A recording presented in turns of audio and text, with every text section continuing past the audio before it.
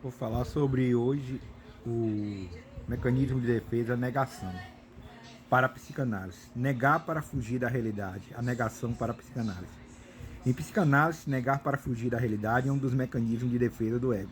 Ou seja, o indivíduo costuma rejeitar uma situação real para fugir do desagradável momento vivido.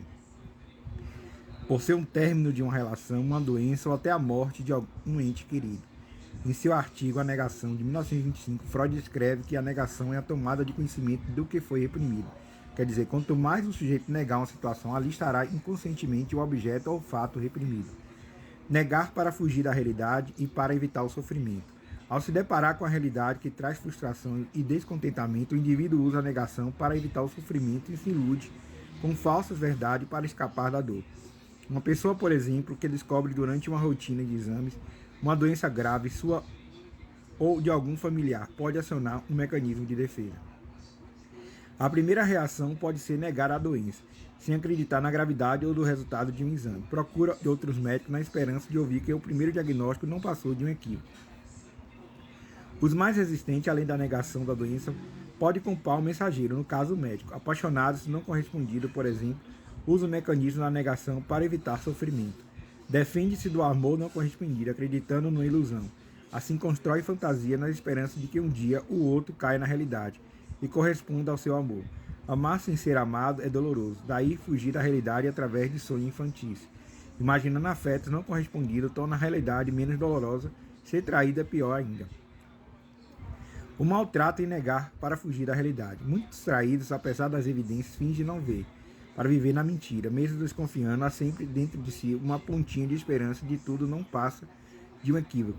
Essas situações acontecem muito em relações abusivas, onde o parceiro maltrata o outro através de jogos psicológicos, mas a pessoa abusada ainda está tão envolvida na relação que não consegue perceber o abuso. A negação seria uma válvula de escape. Geralmente os compulsivos não admitem o vício da comida, sexo ou qualquer outro tipo de compulsão, afinal largar um vício é doloroso. Abandonar a válvula de escape ou ajudar a viver é como abandonar um suposto prazer. Suposto porque na verdade causa desprazer, culpa e consequências desagradáveis para a saúde e as relações.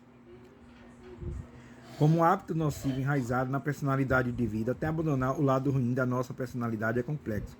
Nada, porém, é uma terapia, não tente resolver. Basta admitir o vício. Esta é uma parte mais difícil que encontra muita resistência por parte dos dependentes ou compulsivos. Negar para fugir da realidade onde as mentiras sinceras me interessam. Compositores e poetas costumam fazer uso do tema dos amores não correspondidos, mas iludidos. O compositor Cazuza, na música Meu Maior Abandonado, escreveu: Me ame como é meu irmão, mentiras sinceras me interessam. Ou seja, quem nega se satisfaz com a mentira para não enfrentar a realidade. Tudo isso inconscientemente. Pessoas que costumam mentir, enganar a si mesmas, não estão acostumadas a conviver com a frustração. Acreditam que a vida tem que ser como elas imaginam e não como ela realmente é.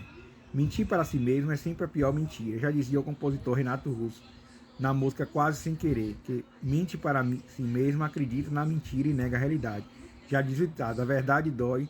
Se a verdade dói, então por que não fingir que ela não existe, recalcando a realidade? Sonhar não custa nada, diz a letra samba enredo da música Mocidade Independente de Padre Miguel, 1992. Sonhar não custa nada, ou quase nada. Será mesmo que não custa nada? Verdade que precisamos sonhar para viver. Os sonhos nos levam a desejar e os desejos nos impulsionam para novas e prazerosas conquistas. É o que diz Freud e Lacan. Mas até para sonhar é preciso ter os dois no chão. Por exemplo, sonhar com relações perfeitas e a busca de eternos ídolos amorosos gera frustração. Eles não existem, portanto, o sonhador, ao invés de viver relações reais, projeta no outro sonhos e fantasias de vida perfeita. Viver uma vida em negação pode ser uma porta aberta para psicopatologias, como a compulsão e a depressão e a melancolia.